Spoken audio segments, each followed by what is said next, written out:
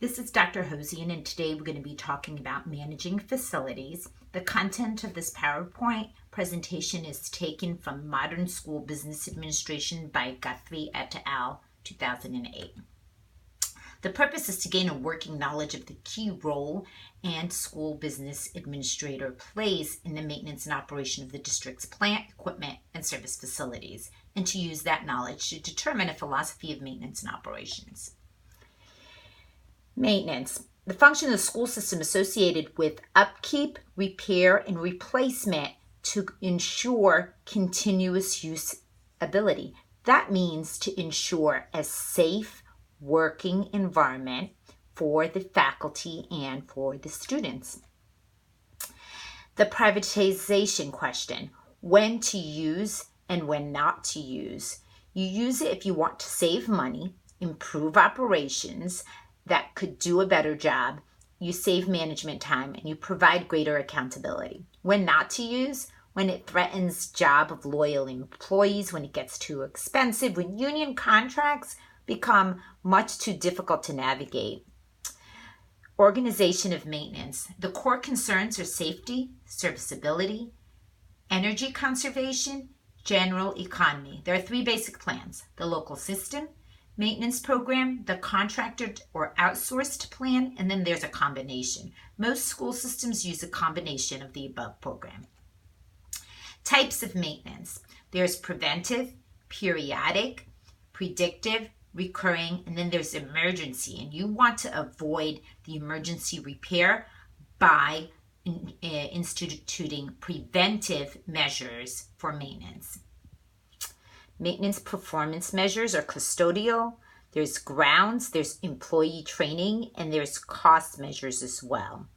Staffing and other custodial issues, scheduling of the custodial and maintenance services, and there's always reduction in force in the union agreements.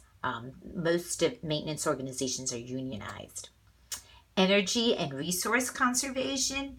You have energy and supplies, energy management, and we're always dealing with cost reductions and inspections. Inspections happen regularly and frequently. You need to be aware, and they need to be placed on your school district calendar or your school building calendar.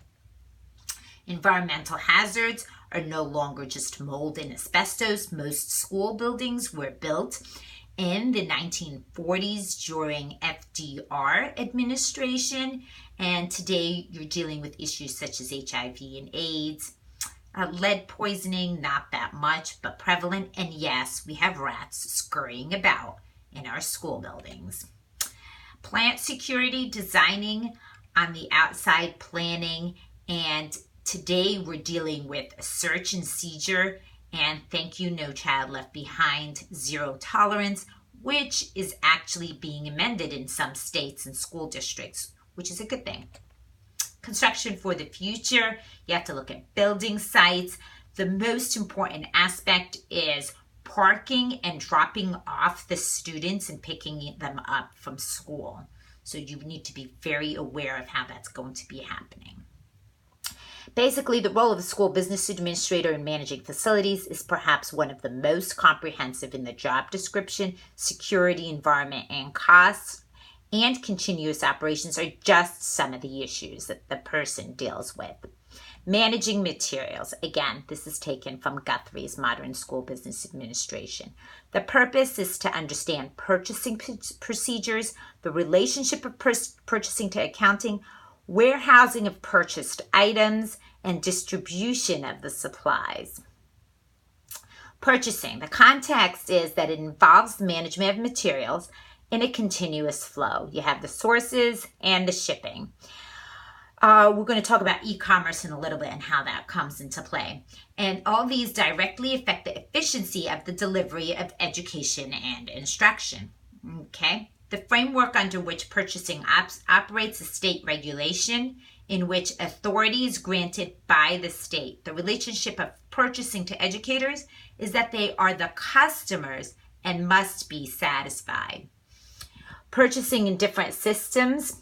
In the larger systems, it is centralized. It's formalized and regimented, and it may be isolated from the educator. In smaller systems, the educator can actually request items to be purchased, and they are. Even for the entire district, they can just change the math curriculum 1 year, and it could be just one teacher that wants to use Pearson instead of McGraw-Hill, and then the entire school system goes with that because she makes a really great argument for that. With the advent of e-commerce, here's something to think about.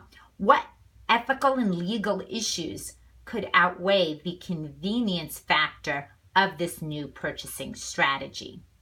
Legal facets of purchasing. In many cases, the agent cannot make valid contracts of purchase. It's got to be the school district. Purchasing, the process, fundamental objectives are to optimize the system's educational outputs, maintain standards of quality. Purchasing is a support function of the educational system. The process, requisition, specifications, you need to control the quality of the purchased items.